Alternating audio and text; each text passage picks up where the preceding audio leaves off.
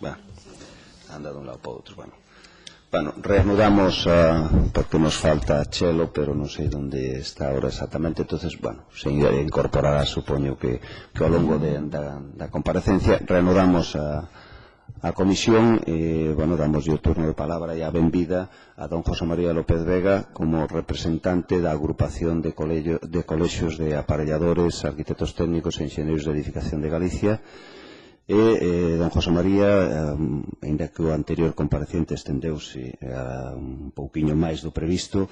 o normal é que vimos dando un tempo en torno a 20 minutos ao título orientativo unha primeira intervención, logo, como pido comprobar, unha intervención do resto dos grupos parlamentarios para facerlle preguntas e aclaracións, e logo vai ter vostede outra vez un turno en torno a 10-15 minutos para respostar a esas preguntas e aclaracións que lle fagan. Ten vostede o turno de palabra cando o estima oportuno. Señor presidente, señorías, comparezco ante ustedes como por encargo do colectivo de aparelladores e arquitectos técnicos de Galicia e, en primer lugar, quero agradecerlles no seu nome e no meu persoal tamén a esta invitación que nos formulan para expoñer as nosas opinións sobre este texto que se está a tramitar e que nos parece que en algúns aspectos queremos que pode ser mellorable. En ese sentido, a miña intervención distinta da anterior vai a ser, vou a ler un texto que xa lle teño entregado ao señor presidente para que de aí se poden extraer algunha cuestión que sea de utilidade, pois benvido sea. Nos sentimos honrados de poder tamén opinar. Bien, este colectivo profesional, composto por un total de 2.935 colexiados nos 4 colexios provinciais da Comunidade Autónoma, desenrola a súa actividade profesional en distintos ámbitos. Unha parte importante ao servizo das distintas administracións, fundamentalmente concellos e dentro deles, na grande maioría, dos pequenos municipios espallados pola xeografía de Galicia, con unha problemática moi parecida, con carencia de recursos humanos e tamén económicos que provocan grandes dificultades para levar a cabo unha xestión áxil dos expedientes de naturaleza urbanística. Por lo tanto, trátase de unhos técnicos que coñecen perfectamente as dificultades de aplicación de unha legislación amplia e complexa. Ademais da administración local, tamén prestan os seus servizos nos distintos organismos da administración autonómica con competencia na materia, como son principalmente os dependentes das Consellerías de Medio Ambiente, a través da Secretaría Xeral de Ordenación do Territorio, a Axencia de Protección da Legalidade Urbanística, Instituto Galego de Vivenda e Solo, Consellerías de Facenda, Educación, Xurisdicción Ordinaria e Contencioso Administrativa como peritos nos distintos procedimentos. Ademais da forma de exercicio profesional indicado anteriormente, a maioría do colectivo, tanto no exercicio liberal como asalariado, exerce no sector da edificación e obra pública e, polo tanto, na súa condición técnica de asesoramento e elaboración de documentación técnica para a tramitación das distintas solicitudes de implantación de actividades de carácter construtivo, debe manexar con frecuencia a legislación que nos ocupa. En segundo lugar, dende ese punto de vista, e o sentido práctico que impera nesta profesión, a súa opinión debe terse en conta, se así o consideran as súas señorías, especialmente no relativo ás posibilidades reais de aplicación de unha legislación que, pola súa complexidade, en moitos casos resulta moi complicado o seu cumprimento, provocando como consecuencia a renuncia por parte dos cidadáns a levar a cabo iniciativas de todo tipo, especialmente no ámbito do solo rústico e núcleos rurais,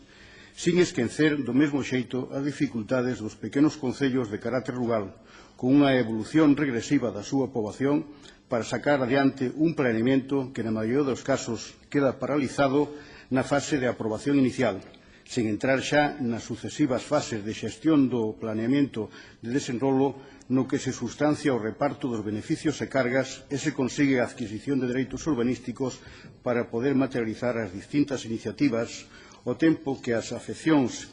se vexan compensadas de tal xeito que ningún afectado polas cualificacións urbanísticas que se apliquen ás súas parcelas de solo se vexan gravemente perxudicados.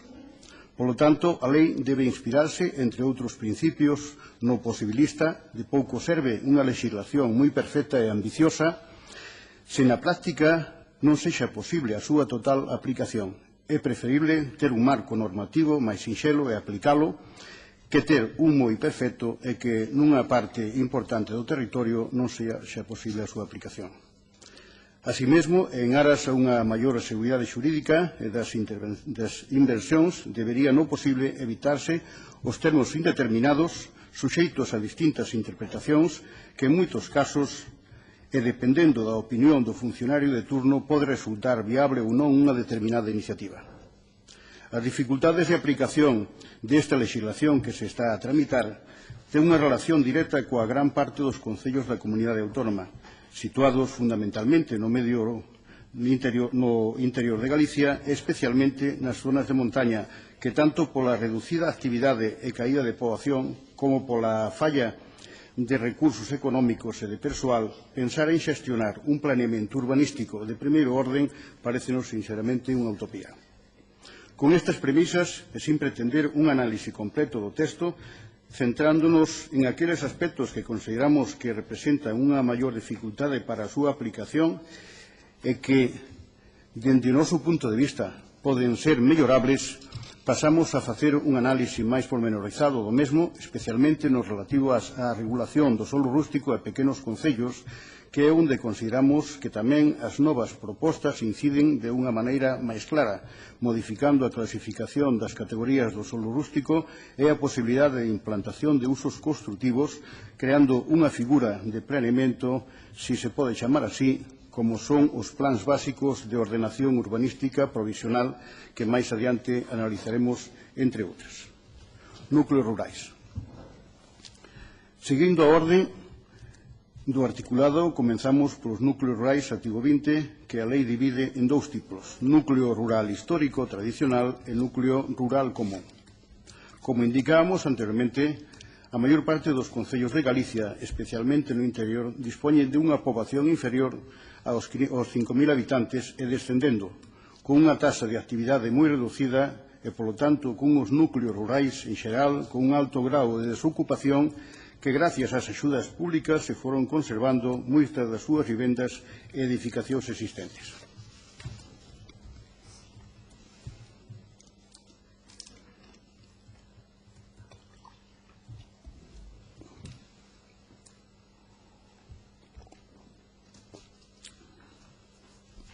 O sistema normal que prevé a lei é a súa delimitación a través dos plans xerais de ordenación municipal, seguindo os criterios do artigo 53, en relación co 20, con unha serie de exixencias en canto a dotacións, equipamentos, delimitación de polígonos en determinados casos, etc., cuestións todas elas que consideramos axeitadas en aqueles asentamentos cunha dinámica de actividade media ou alta, como pode ser no entorno das grandes cidades, zonas de litoral ou asentamentos importantes que demandan uns niveis mínimos de planificación. Nos concellos que nos estábamos a referir anteriormente, sin planeamento ou con el non adaptado, a práctica demóstranos que ese sistema é inviable. Moitos expedientes de planeamento que se inicia a súa tramitación coa aprobación inicial, cando se produce ou sin chegar a ela, vense paralizados e aí quedan nun caixón sin que os cidadáns que pretendan levar a cabo actuacións que requiran de licencia municipal a poidan conseguir en plazos e dificultades razonables. Dende ese punto de vista, a nosa proposta consiste en que cada documentación de solicitude de licencia se acredite a preexistencia do núcleo conforme aos criterios que establece o artigo 20 e, unha vez verificado este feito polos servicios técnicos do Concello, poida outorgarse a licencia directamente sin necesidade da tramitación de un expediente de limitación do propio núcleo, por suposto, cos informes ou autorizacións sectorais que sexan preceptivos de conservación da natureza, cultura, calidade ambiental, etc. Ademais das licencias outorgadas no interior do solo de núcleo, consideramos que debería de recuperarse a área de influencia destos, especialmente nas zonas de montaña, que en xeral é onde pola súa topografía se sitúan as áreas de cultivo, gandeiría e pequena industria ou talleres vinculados a este ámbito, cumprindo, por suposto, as exixencias do núcleo e as condicións de edificación que se establezan. Esta proposta tamén se fai en coherencia co que contempla a disposición adicional primeira que permite nos municipios sen planeamento edificar nos terreos de solo urbano consolidado que reúnen os requisitos do artigo 14 sin necesidade de ningún tipo de delimitación previa. Esta mesma proposta, dende o noso punto de vista, tamén debería aplicarse a aqueles núcleos de tipo común que en ambos casos se trate de asentamentos cunha evolución de población regresiva para intentar facilitar o cambio de tendencia. En canto ás condicións que debe reunir o ámbito do solo de núcleo, no que se refire á consolidación pola edificación, polo menos o 50% de acordo ca ordenación proposta, nos núcleos delimitados ao abeiro da adicional primeira non queda claro, por non existir ordenación, sobre que criterio de superficie se aplica ese 50%. Entendemos que nestes casos debería partirse do parcelario catastral, é dicir, que estén ocupadas a mitade das parcelas que se inclúen neste asentamento sin perxuízo de cumprir co resto das condicións que contempla o artigo 20. Así mesmo, e dado que as condicións de uso e edificación a aplicar se refere ás que determina o PEXON no estudio do medio rural para os concellos en planeamento ou que carezan de núcleos delimitados, ademais das normas de aplicación directa que contempla o artigo 86, deberían establecerse na propia lei con carácter alternativo, sin prexuízo de que se poidan establecer no planeamento correspondiente. Outro dos aspectos que consideramos negativo para a exixencia de delimitación dos núcleos anteriormente citados consiste no cambio de clasificación do solo. Por canto, ten efectos fiscais sobre a totalidade das parcelas incluídas no mesmo como consecuencia da posibilidade de aplicación do correspondente IBE, sendo que na maioría das ocasións que se delimitan con base adicional segunda da Lei 9/2002 é por iniciativa particular, afectando, polo tanto, o resto dos propietarios con un cambio de categoría de solo que na grande maioría dos casos non desexarían e que de sabelo terían recurrido a correspondente resolución. Pasamos a solo rústico e consideramos que a Lei 9/2002, que sucesivas modificacións que se foron producindo no texto da mesma e a traveso doutras leis foi mellorando algúns aspectos fundamentalmente na tramitación das autorizacións autonómicas tanto no que respecta ao réxime xeral como ao transitorio, pero aínda así creemos que debe mellorarse esa legislación que debe ser máis flexible en canto aos usos autorizables no rústico en xeral e tamén en canto á tramitación das autorizacións autonómicas como municipais. Na actualidade, para unha grande maioría das actividades que se pretenden levar a cabo nese ámbito do territorio requieren de autorización autonómica previa á licencia municipal con trámites moi longos no tempo dende que se presenta a solicitud no Concello até que se obtenga a licenza, estando sometidas a un dobre control autonómico e control municipal. Por lo tanto, nos tempos actuais, o que se está a favorecer e as facilidades para o emprendemento, parece razoable que esta regulación se revise. Neste sentido, a apertura de posibilidades de implantar actividades en calquer categoría de solo rústico que contempla o artigo 33 e a reducción dos usos que están sometidos ao control autonómico previo tamén van a acortar os trámites para a maioría dos que se relacionan no artigo 32, sin prexuízo de contar co informe favorable ou, no seu caso, a autorización do órgano sectorial competente. Non obstante o anterior, observamos algunha cuestión que, dende o noso punto de vista, debería clarificarse. A saber, no réxime de usos que establece o artigo 33, somete a aprobación de un plan especial o apartado E do artigo 32, construcións e rehabilitacións destinadas ao turismo rural que sexan potenciadoras do medio donde se localice. Nas edificacións existentes de carácter tradicional ou singular valor arquitectónico, o artigo 35 permite logo da autorización autonómica en calquer categoría de solo rústico a implantación de actividades turísticas. Esta vía pode estar en contradición co réxime do artigo 33 ou, no mellor dos casos, crear confusión e dificultar a correspondente tramitación.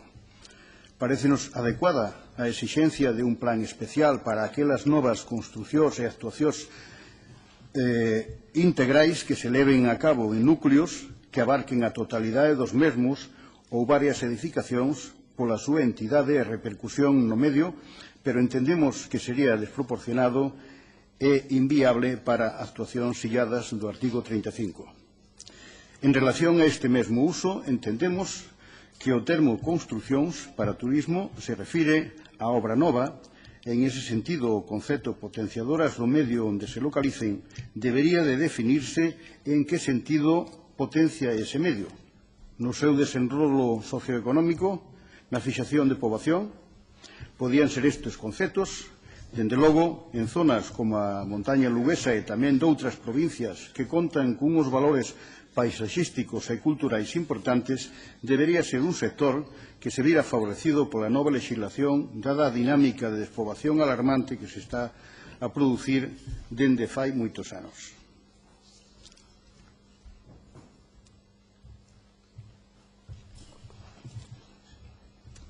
En canto aos usos autorizables, el solo rústico que contempla o artigo 32, dentro do apartado dos construtivos, no apartado G, construcións e instalacións para equipamentos que deba situarse no medio rural, tal e como está redactado, parece que só permiten os cemiterios, as escolas agrarias, os centros de investigación e educación ambiental e os campamentos de turismo e pirotecnias. Creemos que debería quedar aberto a outros equipamentos, ademais de relacionados, como poden ser, entre outros, os de uso sanitario, asistencial, etc. Quedaría resolto este apartado añadindo a expresión a título indicativo, cementerios, escolas agrarias, etc., ou rematando a redacción coa expresión entre outros. Polo que se refire ás condicións de edificación da sección cuarta, en xeral estamos de acordo, pero a fixación da parcela mínima de 2.000 metros cuadrados pode resultar dificilmente cumplible ou excesiva para as rehabilitacións do artículo 35 cando se supere o 10% do aumento de volumen, impedindo en ocasións esas ampliacións e a viabilidade da implantación de usos e non percibimos o perxuízo que si se cumpre o parámetro de ocupación do 20%. Asimismo, está a crear dudas a existencia de parcela mínima, para os usos establecidos no apartado 32.2f, que en xeral non deben considerarse como edificacións, senón como instalacións, debendo quedar, dende o noso punto de vista, claramente exentas desta exixencia. Isto me referir ás antenas de telecomunicacións, a instalacións de suministro, de abastecimento de agua, saneamento, que hai que, a veces, tomas de auga para suministro de servicios ás poblacións. Aí non está claro na lei como debe de considerarse. A parcela mínima en determinadas áreas xeográficas de Galicia onde o espazo está tan fraccionado que é moi complicado conseguir esa superficie mínima de 2.000 metros cuadrados pode supoñer un impedimento insalvable para a implantación do uso pretendido. Insistimos, polo tanto, na necesidade de valorar a aplicación desta exixencia indiscriminadamente, posto que queda garantida a incorporación, a proporcionalidade, entre a instalación e a parcela, aplicando o límite de ocupación do 20% que nos parece razoable. Outra das cuestións que pretende o noso punto de vista, que dende o noso punto de vista debería quedar o máis claro posible na lei, sin perxuízo de que regulamentariamente se determine con maior precisión, son as condicións de edificación que deben cumprir estas construcións que se establecen no artigo 38, residencial vinculado fundamentalmente en dous aspectos. Acreditación do dereito residencial vinculado a explotacións agrícolas e gandeiras e as condicións de edificación. En cuanto á acreditación do dereito a edificar para uso residencial vinculado, principalmente plantéxanse tres supostos. A. Explotacións existentes que administrativamente se poidan acreditar Entre estas, a maioría responden a unha tipoloxía de implantación de dimensións suficientes para que os seus titulares efectivamente poidan vivir desa actividade. En este caso non debe haber ningún tipo de problema para a súa autorización, cumprindo todos os demais condicionantes. B. Explotacións que, se ben administrativamente se pode acreditar a súa existencia, en realidade non responden a unha dimensión mínima como para que aporten á economía do seu titular rendimientos que poden entenderse como actividade principal, senón, máis ben, pola súa mínima dimensión e dedicación se trata de unha actividade complementaria de outra que non é precisamente a agrícola ou gandeira. En estes supostos entendemos que a normativa debe ser o máis rigurosa posible para evitar que se poida producir un fraude de lei e agravios ante os solicitantes. C. Solicitude de autorizacións para edificar para ese uso residencial en fase de proxecto, é dicir, explotacións de nova creación. Tamén, en este caso, se dá a circunstancia que se apoia esa petición en explotacións que, pola súa dimensión e natureza, non pode considerarse acreditada como actividade principal que xustifique a necesidade residencial no rústico. Pola contra, aqueles proxectos de explotacións de dimensión suficientes, é dicir, creíbles, tamén debe establecerse un mecanismo legal para evitar que se trate de un subterfugio para conseguir esa autorización. En ese caso, debería establecerse a exixencia da construción simultánea das instalacións propias da explotación e a vivenda, así como a acreditación da base territorial necesaria e coherente con o proxecto único de explotación e vivenda. 2. En canto ás condicións de edificación, discrepamos con algúns dos seguintes aspectos. A limitación de unha sola vivenda por parcela, entendemos que por explotación pode ser insuficiente para aquelas que pola súa dimensión e complexidade de xestión requira de dedicación presencial e man de obra externa. En outros supostos, a continuación da actividade da seguinte xeración. Nestes supostos, dende o noso punto de vista, debería quedar aberto un número de vivendas en función das circunstancias. Neste suposto tamén se deben incluir as cooperativas. Por outra banda, a posibilidade de especulación con este dereito restringido queda anulada ca exixencia de vinculación xurídica coa explotación e a súa inscripción no rexistro da propiedade, o que daría máis viabilidade ás novas xeracións para continuar ca actividade. Outro aspecto controvertido é a distancia a que se pode construir a vivenda. No artigo 38 non se define ningún parámetro e pode ocurrir que o solicitante pretenda construir a súa vivenda vinculada en unha parcela situada a 3 kilómetros, 4, 5, 2, en fin, por dar unha cifra. E preto da explotación, ou a 200 metros, exista un núcleo de poboación onde podería construirse a súa residencia. Por lo tanto, este aspecto consideramos que xa na propia lei debería abordarse sen prexuízo de que regulamentariamente se defina con maior precisión. Tamén nos parece escaso o parámetro de ocupación do 5% da parcela, porque en determinadas ocasións poden ser parcelas de 2.000 metros, ese 5% pode ser, supón, 100 metros cuadrados de ocupación e pode ser bastante reducido. Non vemos, ademais, o perxuízo en que poda variarse este parámetro de ocupación.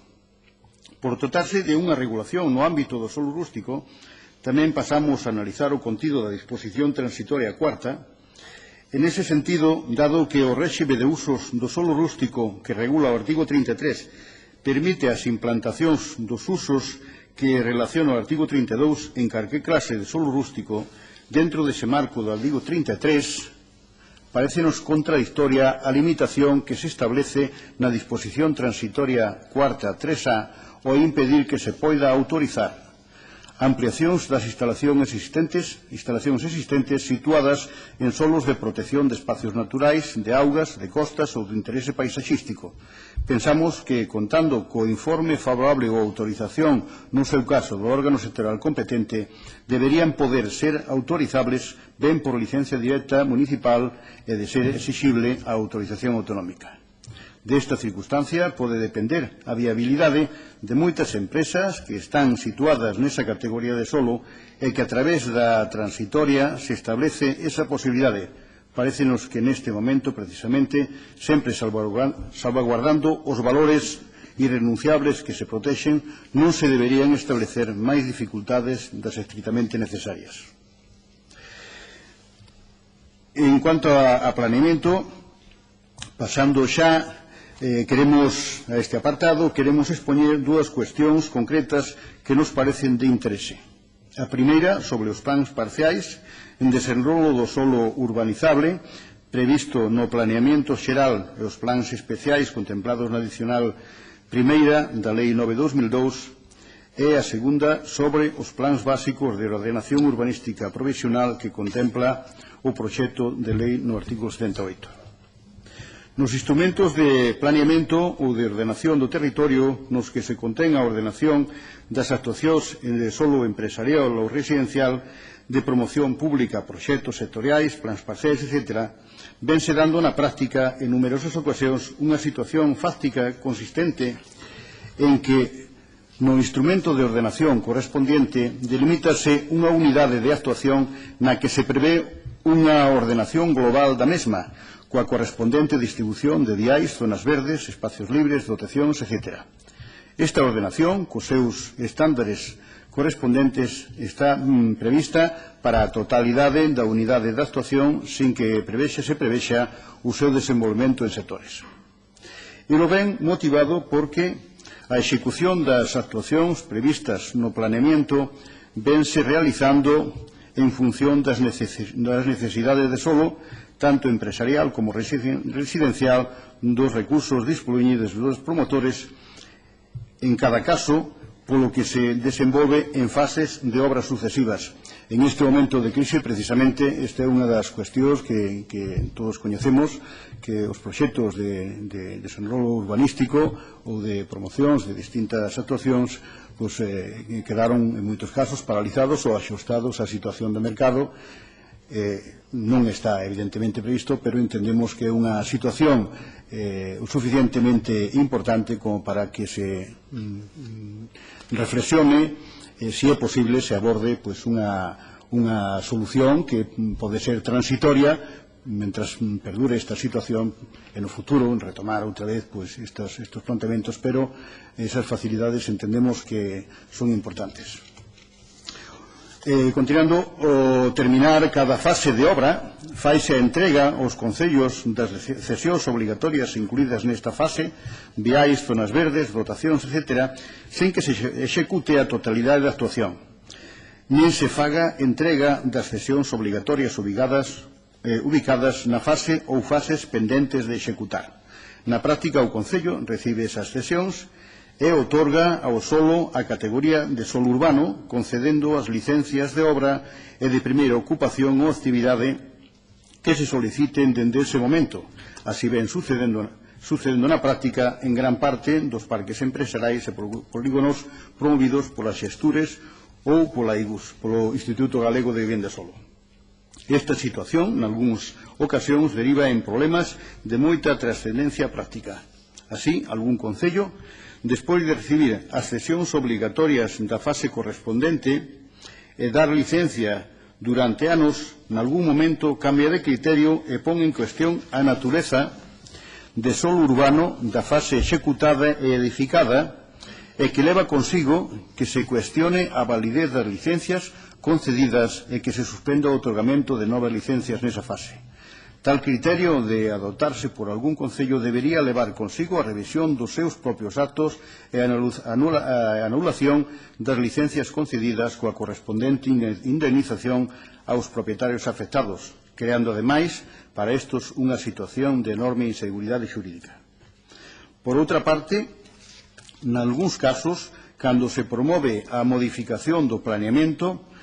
municipal, normas subsidiarias, plan parcial, etc., para modificar a ordenación de algunha unidade de actuación dun parque empresarial na que se dá a situación antes indicada, execución dunha fase de actuación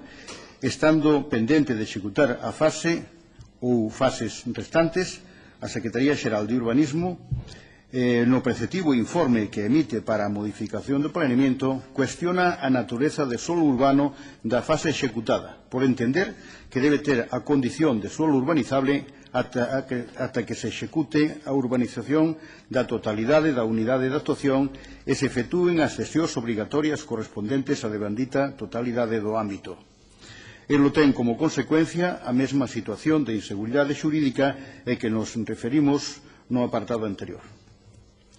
Nos casos anteriores, o promotor debería executar a totalidade do ámbito e efectuar as cesións correspondientes ao mesmo, o que nun momento de falta de recursos e escasa demanda de solo faría inviable económicamente esta solución. Podría pensarse, dende un punto de vista teórico, que a solución lóxica a este problema sería dividir a totalidade do ámbito de actuación en polígonos ou sectores diferentes, distribuindo os estándares correspondentes á totalidade do ámbito nas partes proporcionais correspondentes a cada sector ou polígono. Pero esta solución, respecto dos planes existentes, obrigaría a revisión de todos aqueles planeamentos que se atopan nesta situación, que, como xa se dixo, son numerosos. Ademais, non sempre sería posible na práctica cuadrar a superficie de estándares correspondentes en sectores de polígonos diferentes, dado que o diseño urbanístico da totalidade da actuación contén unha distribución das zonas verdes, espacios libres, dotacións, etc.,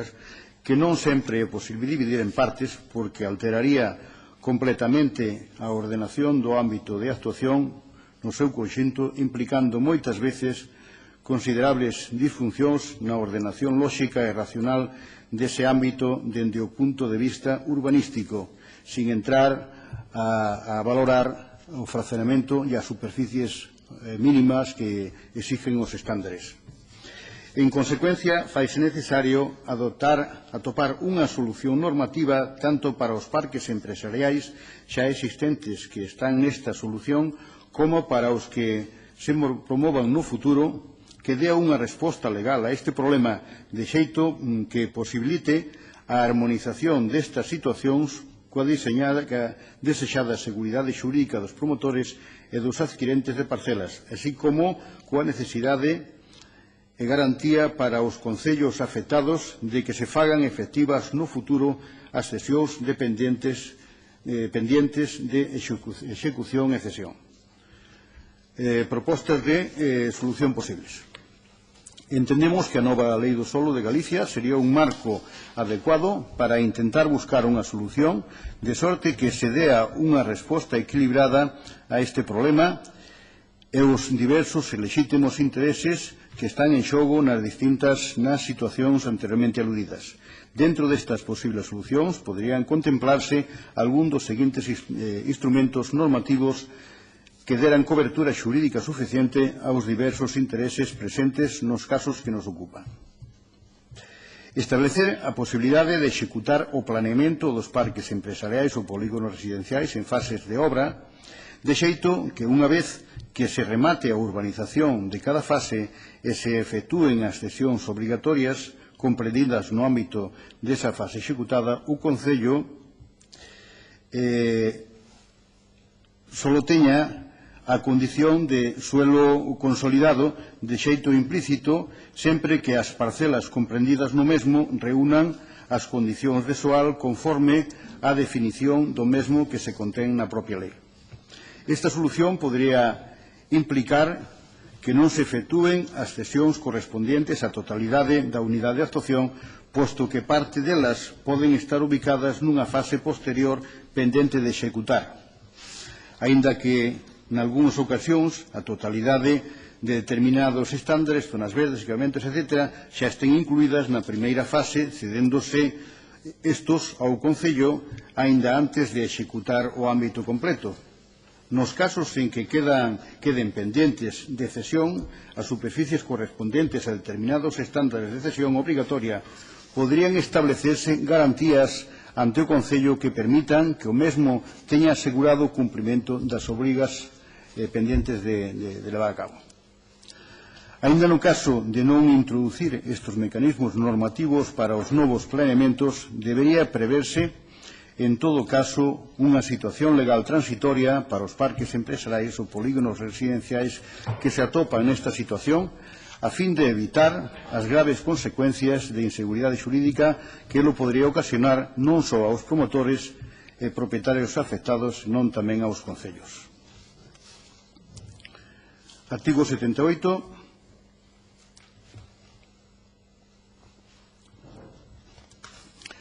Plans básicos de ordenación urbanística provisional.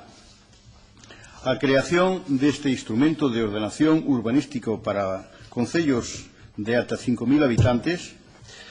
coa finalidade de recoñecer os núcleos rurais existentes e os terreos que reúnan as condicións do artigo 14, é dicir, que delimiten as áreas de solo urbano consolidado e non consolidado e o estudio do rústico, delimitando áreas que as distintas categorías parécenos que pode dar saída a problemas urbanísticos máis cotidianos que se presentan neste tipo de concellos que, como xa indicábamos anteriormente, a aprobación dun plan xeral de ordenación municipal raramente se consigue. Encontramos, non obstante, unha cuestión que nos parece que non está suficientemente definida. Trátase da entidade que deba formular este planeamento que, dende o noso punto de vista, debería quedar claro que corresponde ao Concello. Podería, en todo caso, establecerse unhos prazos para que aqueles concellos que non dispoñan de planeamento en vigor o formulen e, de non cumplirse ese prazo, que se poida subrogar á Administración autonómica. Deste xeito, por un lado, respéctase a autonomía municipal e, por outro, o órgano urbanístico competente da comunidade autónoma non se vería bloqueado pola gran cantidade de concellos que carecen de planeamento ou asumir ese compromiso so pena que quedara esta iniciativa tamén sin efectos prácticos. Pasando ao capítulo 2, intervención na edificación e uso do solo, en este capítulo plantexamos dúas cuestións. Unha, trámite de concesión de licencias de primeira ocupación e dous, caducidade das licencias. Respecto da primeira cuestión, artículo 148.4, licencia de primeira ocupación, indicar o seguinte. O texto que contempla a lei é o seguinte. Para outorgar a licencia de primeira ocupación de edificacións, exixirase certificado final de obra de técnico competente no que conste que as obras están completamente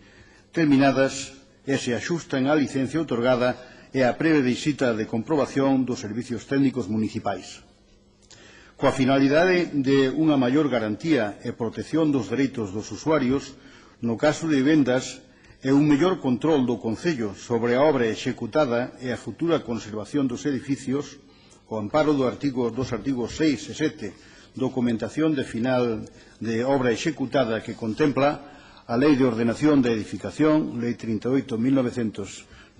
de 5 de novembro, propoñemos o seguinte texto alternativo. Para outorgar a licencia de primeira ocupación de edificios destinados a uso residencial, unha vez rematada a obra, exixirase o certificado final de obra suscrito polo director de obra e director de execución da obra, no que conste que as obras están totalmente terminadas de acordo co proxecto e incorporación, no seu caso, das modificacións debidamente aprobadas e axustadas á licencia outorgada. Acta de recepción e identificación dos axentes que interviron no proceso de construción, así como a documentación relativa ao uso e mantemento dos edificios e as súas instalacións. Libro do edificio,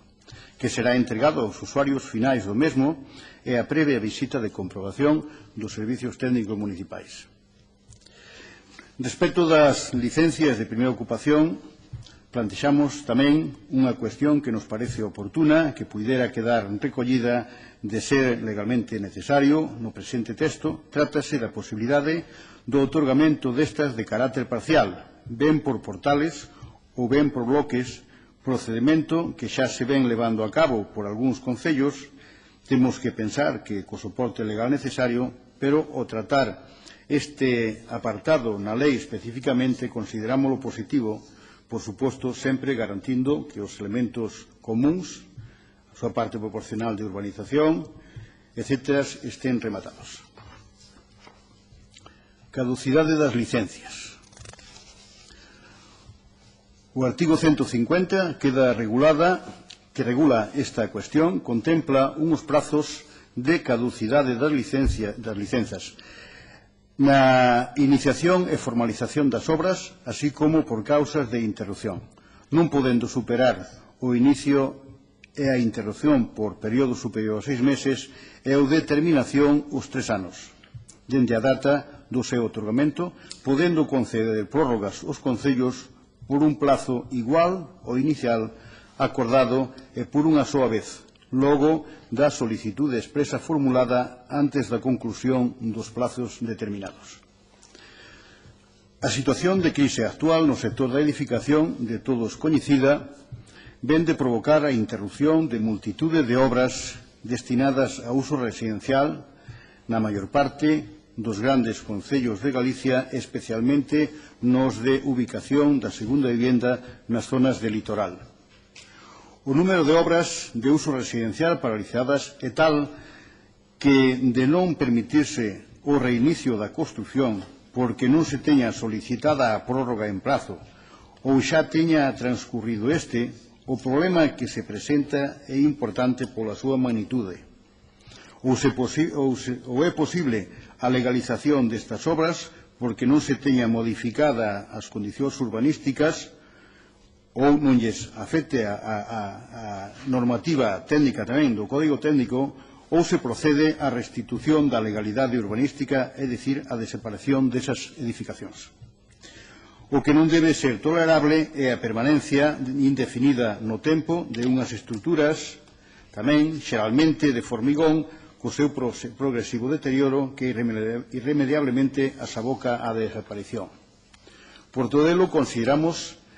que dende a oportunidade da presente lei se poda establecer un marco que permita, nun prazo razoable de tempo, que poden ser 10, 12, 15 anos,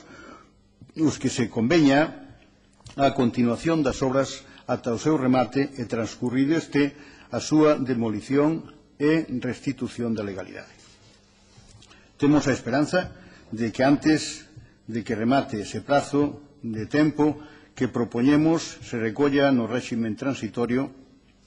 e teña finalizada a presente crise no sector da edificación e permita recuperar esas inversións non solamente dos promotores, senón tamén dos inversores que se ven atrapados ca compra de vivendas nesa situación.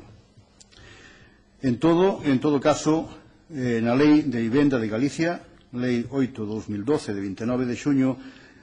xa na súa disposición adicional 16ª, intenta abordar este problema, ca posibilidade de concesión de prórrogas sucesivas sempre solicitadas dentro dos prazos determinados.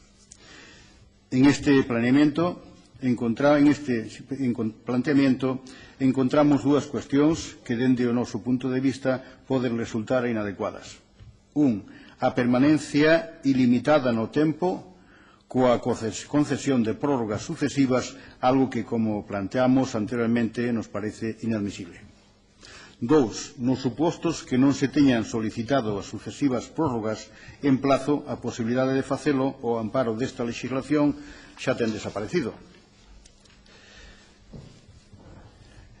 Con isto estamos seguros que nos quedan moitas cuestións que puderan ser obxecto de análise, pero temos que dar por concluída a nosa intervención, quedando a disposición das súas señorías para cuantas aclaracións estime pertinentes que este ponente poida respostar. Moitas gracias. Moitas gracias, don José María, pola súa aportación e pola súa intervención. Pasamos ao turno de palabra dos grupos parlamentarios. Ten o turno de palabra dona Ana Belén Pontón polo Grupo Parlamentar do BNG. Moi bo día. Quixera, en primeiro lugar, darlle a benvida a este Parlamento e agradecerlle tamén as súas aportacións, que entendemos que con independencia de que as compartamos ou non todas, o sentido e o obxecto desta comisión pois é, digamos neste caso, que o colexio profesional que vostede representa teña a oportunidade de verter aquí as súas opinións, as súas aportacións e nos tamén de poder escoitalas. Hai unha cuestión que vostede iniciaba a súa intervención que ten a ver con que as leis teñen que ser aplicáveis, mas eso pode ser certo nunha parte, mas tamén pode ter unha parte de trampa ou de engano, porque nos creemos que as leis tamén teñen que mellorar ou establecer un marco que no caso do urbanismo aplique un urbanismo sustentável no noso país, e esa afirmación, eu entendo que non quería dicir iso, mas esa afirmación pode levarnos a decir que as leis están simplemente para xestionar o que hai sin poder intervir para melloralo. Eu creo que esa non deberá, entendo eu, que non é a intención coa que se fai esa aportación, sino que o que se quere poñer de manifesto a inadecuación de unha legislación, neste caso en materia da lei do solo, a un país como Galiza, que é evidente que ten singularidades na súa relación co territorio, singularidades en todo o que se refire ao urbanismo, e no que nos entendemos que as leis, digamos, a louga e as súas posteriores modificacións, lonxe de ser unha solución a esos problemas, mesmo teñen empeorado a situación urbanística do noso país. Por lo tanto, nos o que vemos unha inadecuación da legislación que regula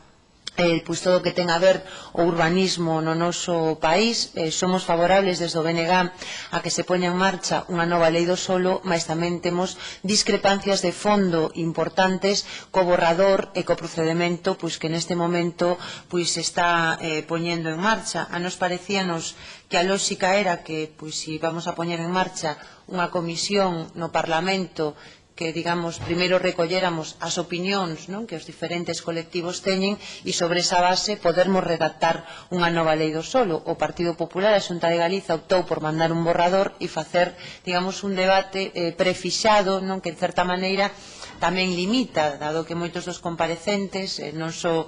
vostedes, toman como referencia ese borrador e non facemos unha reflexión máis profunda sobre cales son os problemas que ten xerado a louga, cales serían as alternativas nese ámbito e, por lo tanto, non circunscribirnos tanto a ese marco. En todo caso, como a realidade existe e tampouco non podemos ignorala,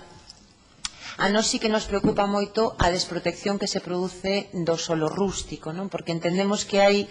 problemas que teñen que ver coa ordenamento e coa base productiva do noso país, que esta lei, lonxe de enfrontalos, o que vai a facer é agravalos. Nós temos un problema moi grave de desertización dunha parte do noso medio rural, de abandono dunha parte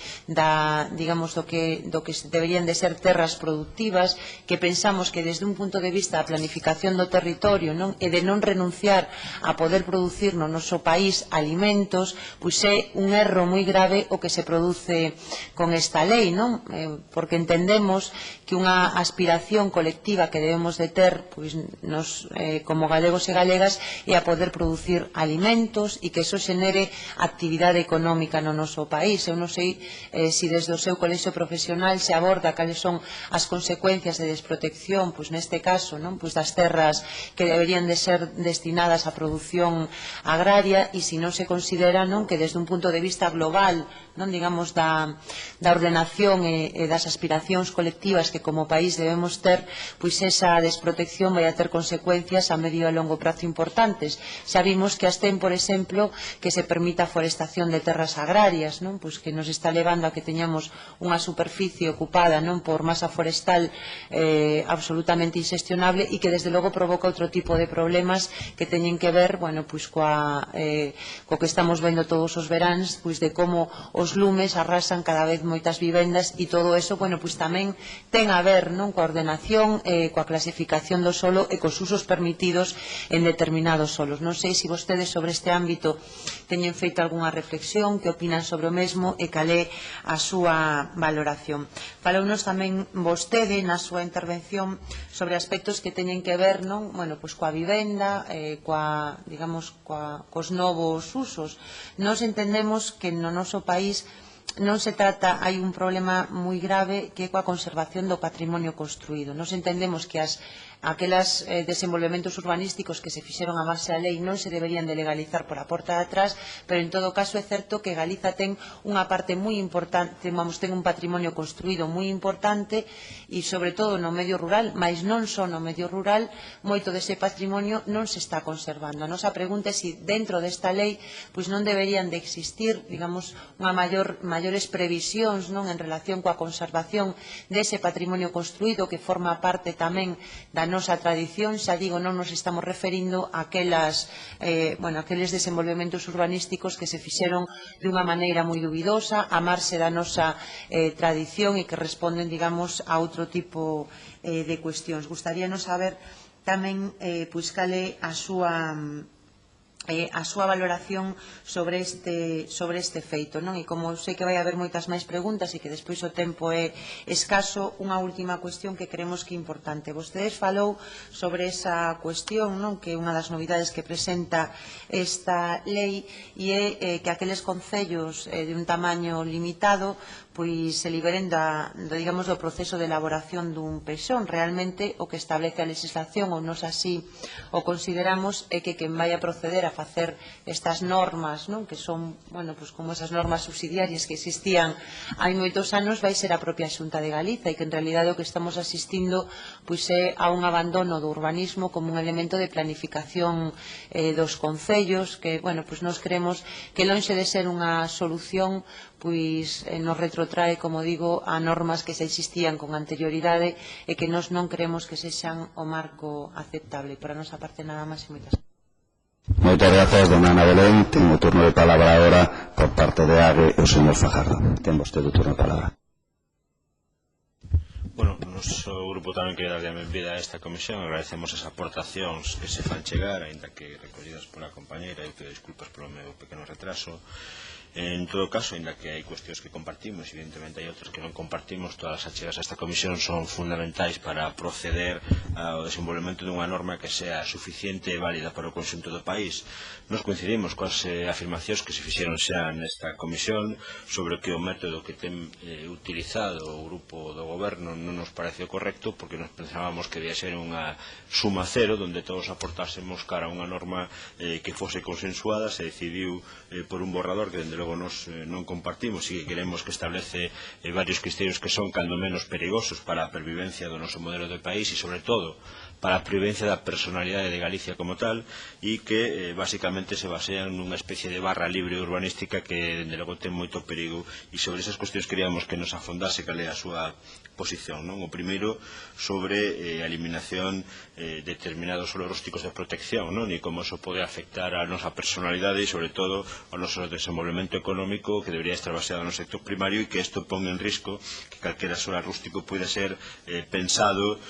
para outras cuestións que non deben ser as fundamentais, que deberán de ser os nosos sectores primarios.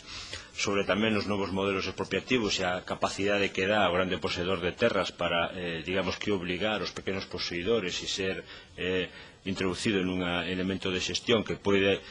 facer que elementos de presión de aqueles promotores ou aqueles poseedores de terreos de grandes cantidades obliguen a pequenos propietarios a entrolecerse en ámbitos de xestión que poden ser, dende logo, abusivos para eles. Nos parece que iso é importante saber cal é a súa opinión. Nos defendemos a necesidade de que este país non ten tanta necesidade de construir nova vivenda, sino como de rehabilitar e de aproveitar o patrimonio construído. Nos gustaría que explicase esa última afirmación que vostede se plantexou sobre a necesidade de legalizar e de ser permisivo cos tempos de urbanización daquelas cuestións que todavía están sin terminar e que podrían, por lo tanto, ser susceptibles de ser ilegalizadas porque non se cumpriron os tempos. Nesta proposta que fai o goberno hai unha eliminación destes prazos de urbanización que a nos parece perigosos. Son moitísimos os concellos onde esta situación de permisividade cos plazos de urbanización e de territorios está sendo utilizada para que determinados solos, sobre todo xa urbanos, se sean utilizados como accións de bolsa, non? E que non son sacadas ao mercado porque en algún momento se estaba intentando sacar o maior beneficio posible cando o territorio ten que ser utilizado como un ben común e, polo tanto, pensado para o conxunto da cidadanía e non para o beneficio privado. Non nos gustaría que eso nos dese a súa opinión. Nos preocupa tamén, e queríamos saber cal é a súa opinión sobre a eliminación dos estándares mínimos de, digamos, de calidade de vida, non? Esa reducción de espacios libres, de espacios comuns, de zonas de equipamentos que aparece na nova norma, que nosotros entendemos que deben de ser fundamentais, porque a norma non debe ser só para edificar, sino para edificar con calidade, para garantizar o acceso aos servicios do conxunto da cidadanía, e, por tanto, esa reducción de mínimos que aparece, desde logo, nos sentimos que é complexo, complicado, e que, cando menos, debería de ter unha revisión, porque estaremos promovendo que as nosas cidades ao final sean cidades construídas pero non habitables, o cual nos preocupa bastante. E unha última cuestión, e que o noso grupo ven demandando en cada unha destas sesións da Comisión, para nós unha norma urbanística que non contemple a necesidade de garantizar un dereito constitucional como o dereito a vivenda é un problema. Nos parece preocupante que non teña como primeiro obxectivo esta norma, pois que cada cidadán deste país poida ter un teito onde cobijarse, non? Nos parece realmente inaceptable que non se plantexe ese como obxectivo fundamental, que neste país siga habendo miles de familias sin vivenda, miles de familias afectadas pola usura da banca, e que non se contemple que, por exemplo, mediante unha norma, pois establezcan uns criterios mínimos, por exemplo, de vivenda pública ou de vivenda de promoción pública, que nesta nova proposta desaparecen. Evidentemente, eso colisiona cos intereses dos promotores privados, pero non entendemos que poda haber mercado suficiente para unha cousa e para outra, e que o primeiro que debe facer unha norma é poñer no mercado a precios tremendamente accesibles e, en todo caso, tamén a través de alugueiros sociais ou de cesións sociais, a utilización deses centos de miles de vivendas inutilizadas no conxunto do país, non? Vostede coñece como a mí que, por exemplo, nas Rías Baixas ou no meu concello, no concello de Vilarcía de Arosa, casi unha de cada 3 vivendas está desocupada. Iso é unha anormalidade que, dende logo, deberíamos de resolver e que, polo tanto, debería de ter algún tipo de situación, non? Entón, esas son así, basicamente, as nosas preguntas, agradecendo e, sobre todo, ainda que non coincidamos en algunas posturas, volvo a insistir na necesidade de que se abra un proceso participativo para esta norma. E a última cuestión. A norma non contempla, máis alá do que xa existía, procesos e avances na participación cidadá, non? Os procesos de xeración de plans xerais, ao final, o que estamos é ante unha exposición pública e unha reclamación individual de que hai de lo mío de cada un dos veciños afectados por eso, non? Nos creemos que debe haber procesos e obrigacións anteriores que permitan ao conxunto da cidadanía participar e opinar sobre os plans xerais moito antes desa fase definitiva, que ao final desa fase definitiva pouco máis é de que pasa con miña finca, que pasa con meu solar, que pasa cos usos do meu edificio, e dende o noso grupo creemos que ten que haber unha fase previa e articular algún mecanismo de participación donde dende os profesionais, pero tamén os veciños individualmente, poidan plantexar sobre as líneas xerais dos plans xerais, non? As líneas xerais e ese avance, por exemplo, de plan xeral é discutido casi en exclusiva polos grupos de goberno, en algún caso polo conxunto da corporación, pero queda moi limitado a participación do conxunto de colectivos nos concellos, e nos gustaría que vostede nos dese a súa opinión sobre a apertura desa fase inicial ao conxunto da cidadanía para que se sean escoitadas, non? Ao fin e ao cabo, un plan xeral condiciona durante moitos anos un vecindario e non é bo que se decidido por moi poucos. Moitas gracias. Muchas gracias, señor Fajardo. Tenga ahora el turno de palabra por el Grupo Parlamentario Socialistas de Galicia, o señor Sánchez Bugallo. Moitas gracias, señor presidente. Tamén me uno a benvida o señor López Vega e o colexio que representa en este acto. Quero, en primeiro lugar, disculpar a miña ausencia durante un tempo, pero foi motivada por unha medicación que me esquecera de tomar e tuve que ir a casa a tomala. En fin, son achaques propios de edad. Isto hai 20 anos non me pasaba. Ben, a vida é así. En calquer caso, tuve ocasión de escoitar unha parte, ainda que pequena, da súa intervención e botarlle unha ollada o informe que nos trae aquí, que titula Alegacións á Lei do Solo de Galicia. Realmente, máis que alegacións, son valoracións e opinións que nos traslada, que quero, ademais, deixar constancia do agradecimento por parte da doble polo traballo que vostedes fan e pola facilidade que isto tamén representa para nós a hora de poder entender as súas ideas. Con todo, hai algunhas dúbidas que se me suscitan e que vou intentar manifestarle. Vostede representa aquí un colectivo de 2.935 profesionales, según nos indicou na súa intervención e tamén según nos indica este documento. A verdade é que o ano pasado en Galicia os datos que se fixeron públicos recientemente fixeronse do orden de 1.500, 1.600 vivendas novas. Nin chegou a unha por profesional e é unha disminución de prácticamente de máis do 95% con relación ás 40 e tantas mil que se chegaron a iniciar aí no ano 2005-2006. Por lo tanto, evidentemente, estamos en unha situación prácticamente de catástrofe comparado coa situación da que vimos, tanto en materia de vivenda nova como en materia de rehabilitación, que ainda chama moito máis a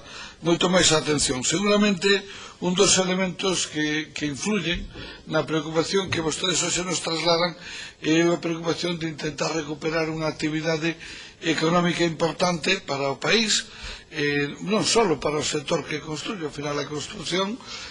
alimenta o que fabrica cociñas, o que vende televisores, é un elemento estrutural da nosa economía, non é un elemento puntual do que coloca ladrillos, ten unha dimensión moitísimo maior. E, por lo tanto, eso é perfectamente comprensible e é perfectamente compartido. Pero hai algúns temas que nos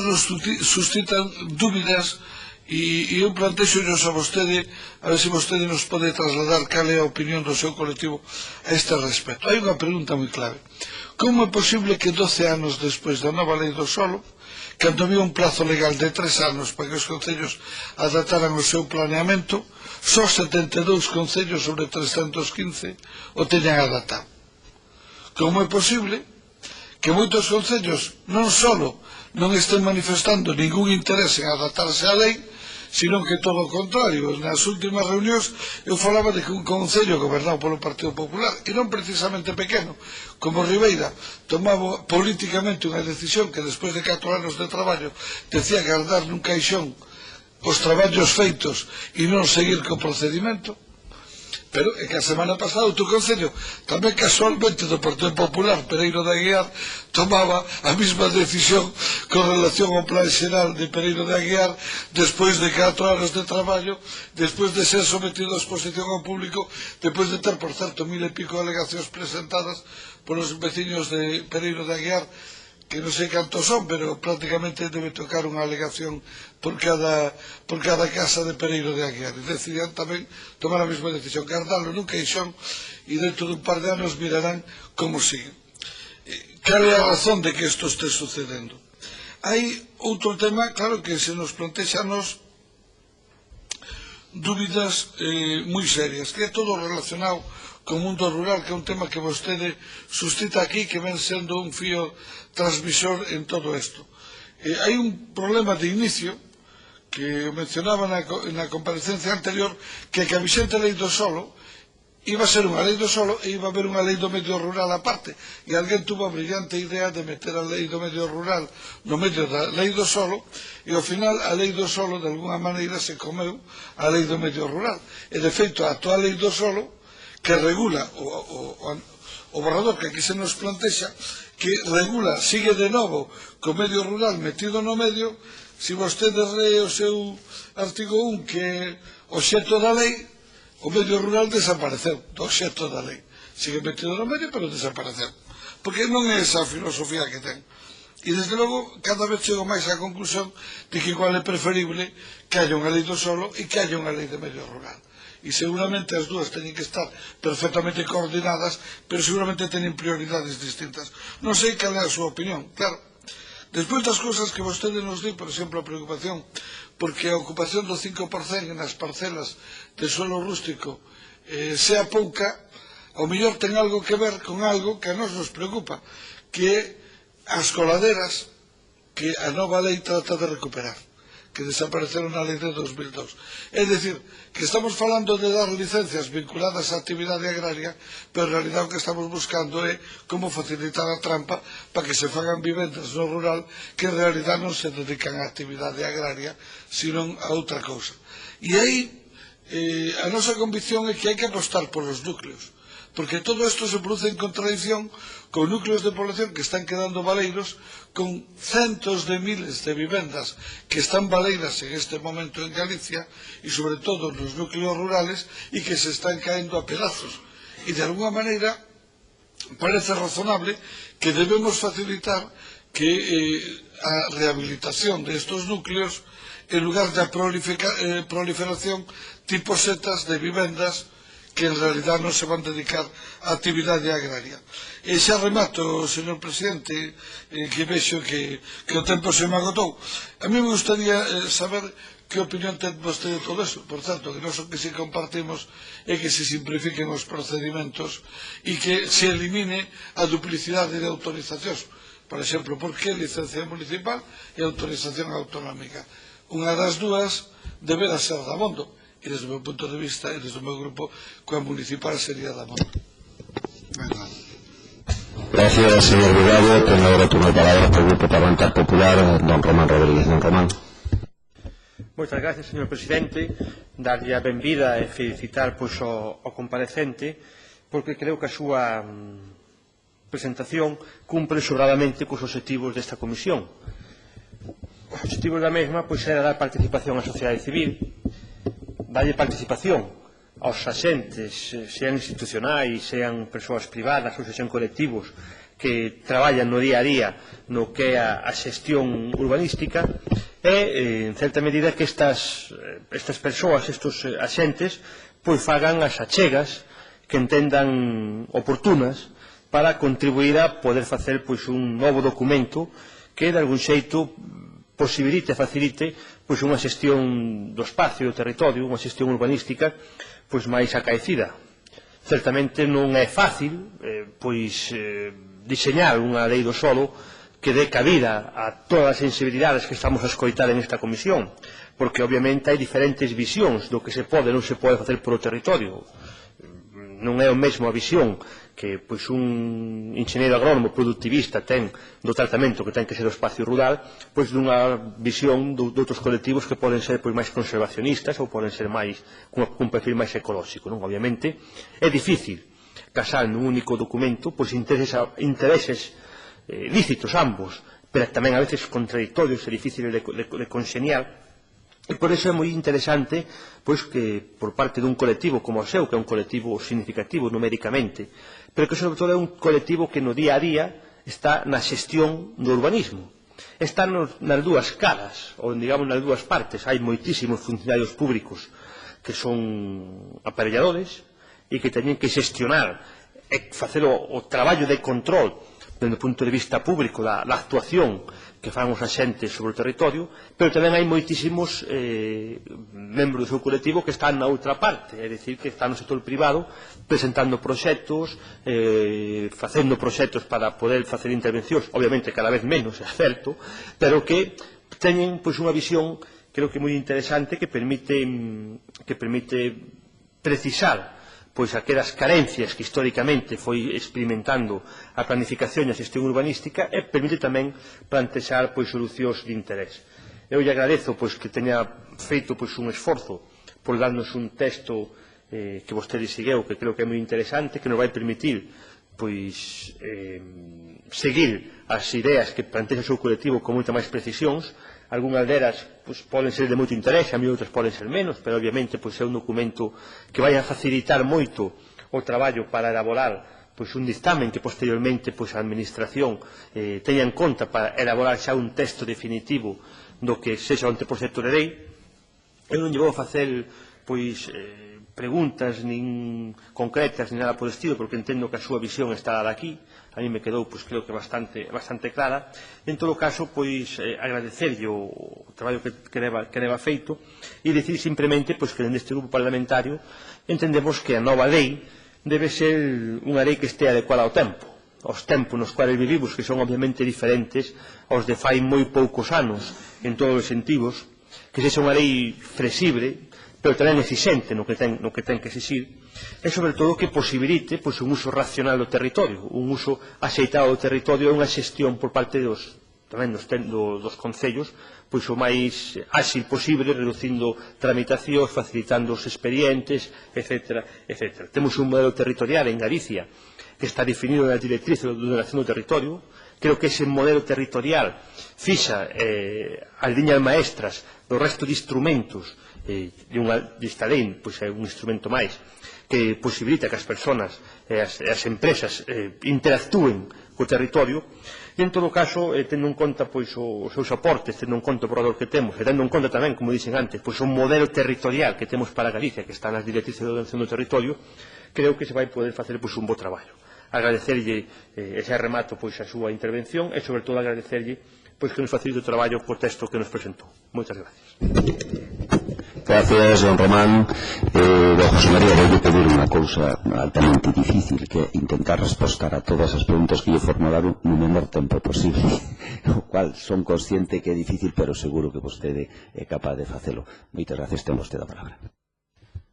Señor Presidente, vou responder a todas as propostas, preguntas, no menor tempo posible, é posible sempre. Outra cuestión é que mo limite, que supoño que é o que se está a referir. Ben, como primeira cuestión, nosotros, como dicía o ponente anterior,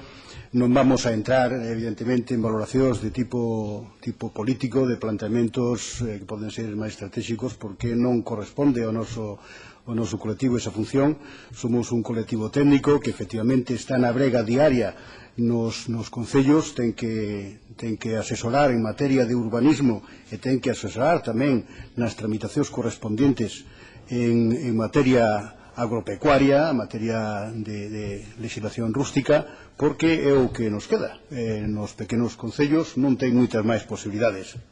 Dicía o señor Bugallo que, efectivamente, esta lei, que parece que algúns aspectos vemos positivos, que pode ser que tamén teña, na nosa opinión, un componente de favorecer a actividade profesional.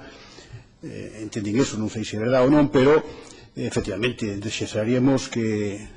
a actividade se volvera a reiniciar. É un colectivo, desgraciadamente, que pasamos de unha ocupación total a unha desocupación prácticamente total, unha situación moi complicada. Esperamos que isto se solucione, pero que sempre estuvo presente, sempre estuvo preocupada por aquela legislación, por aquelas cuestións que interesan á sociedade. Sempre se presionou, cando nos deron a oportunidade de participar e de dar a nosa opinión en distintas legislacións que se estaban a tramitar, e sempre o fixemos con esa visión de interés xeral, non co interés particular. En fin, en esta ocasión é a primeira vez que comparecemos en esta fase do trámite. Parécenos que esta dinámica que se inicia, porque digo inicia para nós, porque non temos constancia de outra anterior,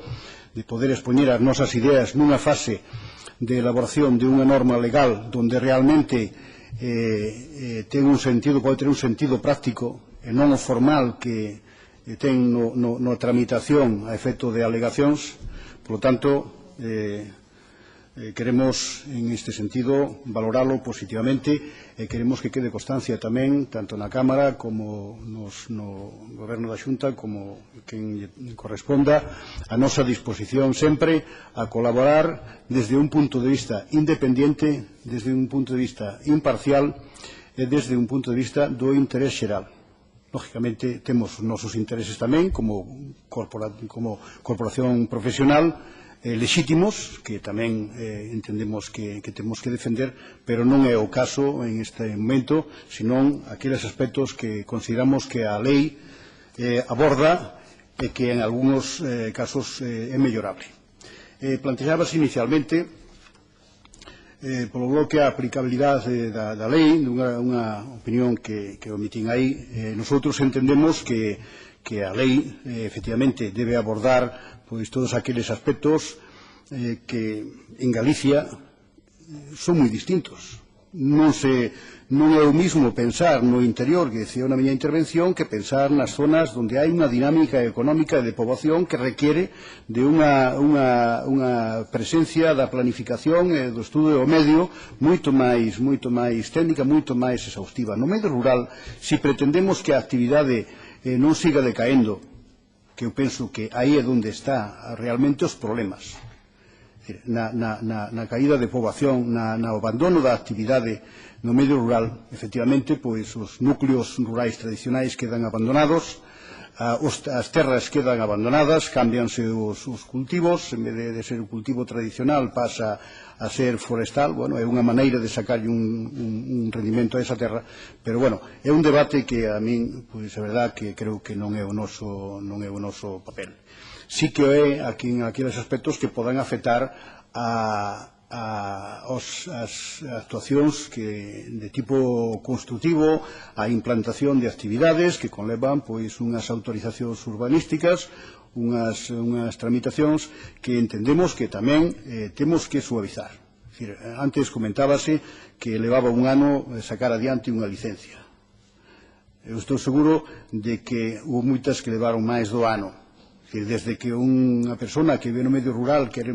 facer a súa granxa ou quere montar un pequeno taller para maquinaria ou quere rehabilitar a súa vivenda, desde que presenta a solicitud no Concello hasta que supera a autorización primeiro a fase inicial do Concello na tramitación, exposición pública de todas as historias, pasa logo a autorización autonómica e logo a licencia en moitas ocasións, cando chega xa é tarde.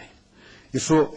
para que a lei sea eficaz, eu penso que ten que ser máis viable, ten que permitir uns trámites máis viables. Non quero dicir con isto que perda control. Non estou de acordo no que cos planteamentos actuais se perda o control. Antes tamén se comentaba que no medio rural debe de prevalecer a xestión, o control sectorial. Isto é unha cuestión que a lei contempla, de manter ese control sectorial. Si nós pretendemos montar unha granxa, efectivamente, aí ten que pronunciarse, se está en zonas de rede natura, ten que pronunciarse a Consellería de Medio Ambiente a través do Servicio de Conservación da Natureza, si xera vertidos ou residuos, pois ten que superar tamén unhos controles, é dicir, o control sectorial é o que realmente vai a permitir que se respeten os valores que deben de protexerse.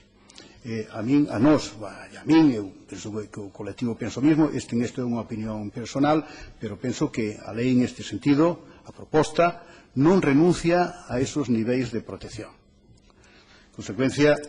non tuvemos nada que decir en este tema, senón teríamoslo feito, evidentemente.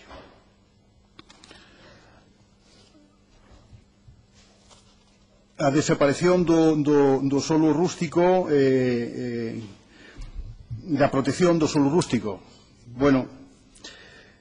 desaparece na relación de determinadas categorías de solo rústico, desaparecen como era agropecuaria e como era forestal, desaparecen da especial protección. Non obstante, siguen tendo as súas proteccións. Pero o que non podemos pretender é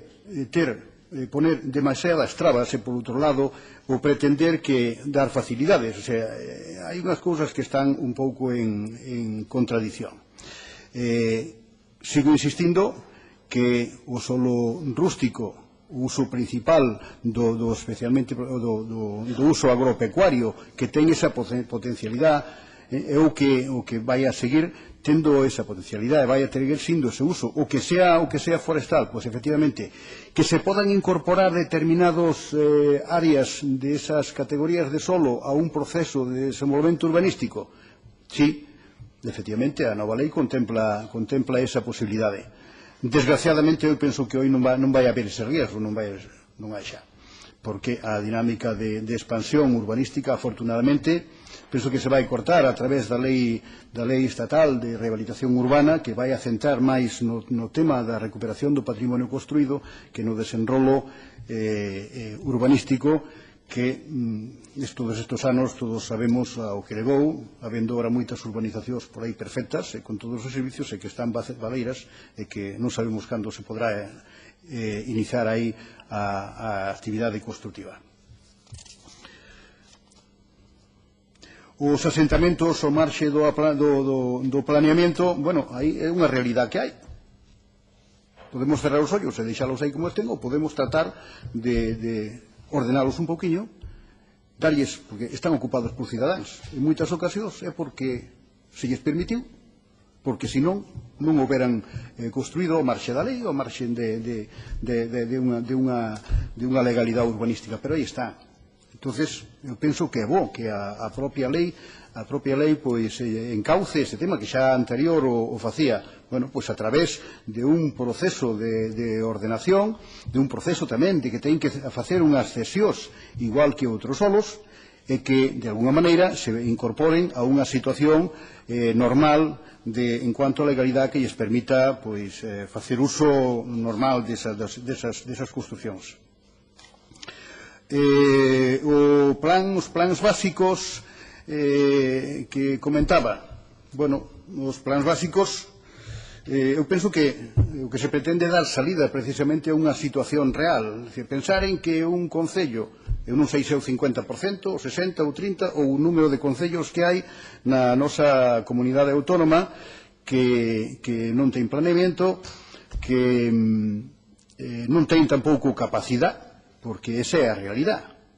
O señor Bugallo comentaba cual era a miña opinión en relación a que solamente parece que eran 72 concellos pois non tuveran planeamento aprobado ou adaptado. Bueno,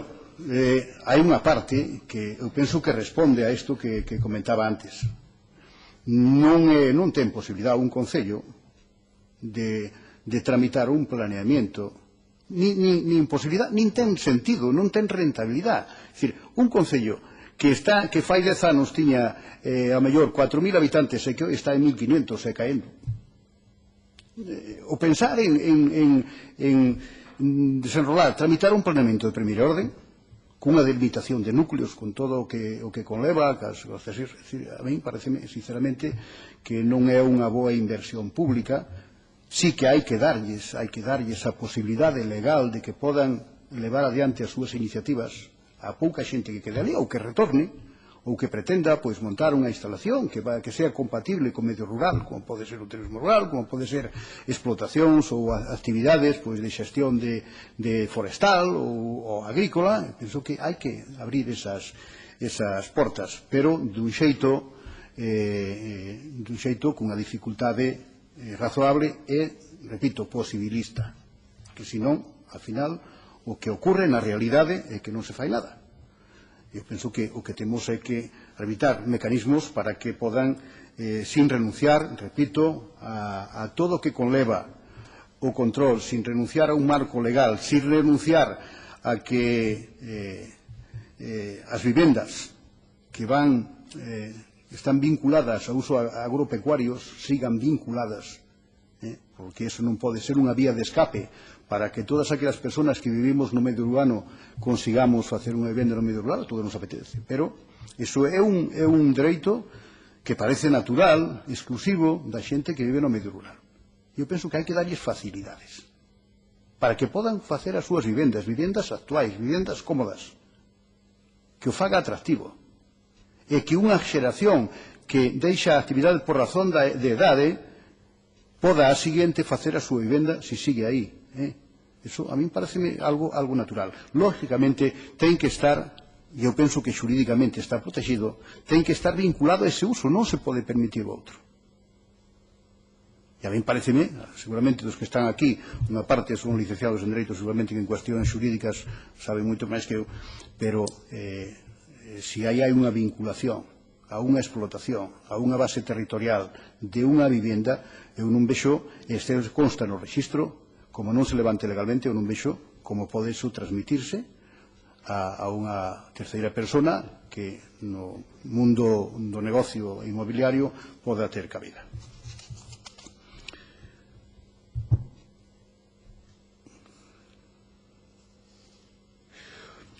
O tema paso xa, deixarei moitas cuestións sin contestar, pidolles disculpas, pero, bueno, algunhas que poden ser de carácter máis reflexivo e outras, pois, por razón tamén do tempo, non? O tema que se planteaba da legalización das edificacións paralizadas, Isto, en principio, bueno, os que me estaba a referir eu non son edificacións ilegais para que se poidan legalizar. Pode haber algunha, de feito hai na provincia de Lugo, constame que hai algunha área que pudo haber algún problema de tipo urbanístico, que puderemos algunha anulación de licencia, que penso que están nun proceso de recuperación, pero bueno, o que están paralizadas por unha situación de crise. Tiñen as súas licencias, iniciáronse as edificacións, construíronse as estruturas e aí están. Por qué? Pois porque ao non se vender, os empresarios paralizaron as obras. Aí quedaron moita xente pois enganchada con compras de vivendas que non se chegaron a entregar. Esas edificacións que están no medio rural, que eu penso que non pode, isto é algo que hai que abordar, é un tema que pode ter unha gran repercusión económica para quen sea, xa tuvo, pero nun prazo razonable de tempo, esas edificacións ou continúan ca súa construción hasta o remate e entran en servicio, cumplen a función para que foron construídas, ou senón hai que demolelas e hai que restituir unha legalidade que había persistente. Este problema, si se tratara de unha edificación, pois non sei, en un sitio calquera, pois non pase nada, pero ten unha representación tal, ten unha entidade tal, penso que, bueno, a nivel nacional, pero en Galicia tamén é moi importante. E penso que pódese buscar algunha solución. Eu non sei cal, ten algunha por aí, pode ser a través do réxime transitorio, con os plazos, non sei que, pero bueno, penso que merece a pena reflexionar un pouco por parte de quen teña a responsabilidade e ver de dar unha salida a esta situación, porque do contrario, penso que, bueno, salida, non pode ser, ou demoler ou dar viabilidade. Entonces, o que nos parece que non é de recibo é permanecer indefinidamente nesa situación.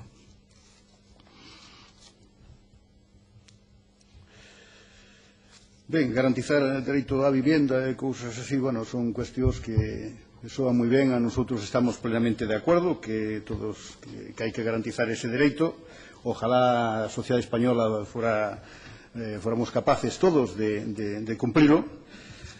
pero bueno,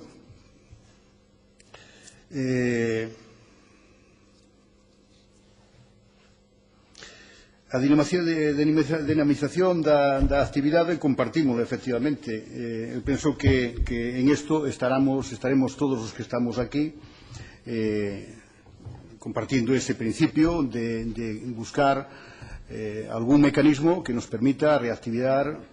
a actividade e, sobre todo, en ámbitos da xeografía que están moi decadentes, moi paralizados. Bueno, pois si a través desta norma, en algún aspecto que eu penso que sí facilita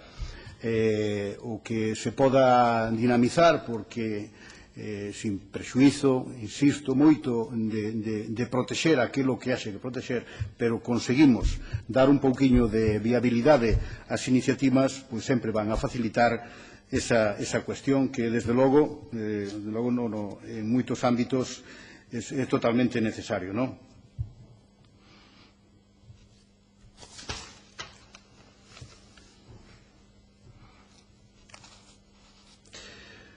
Bueno, aquí outra cuestión, que é película de venda vinculada, que comentamos antes, penso que xa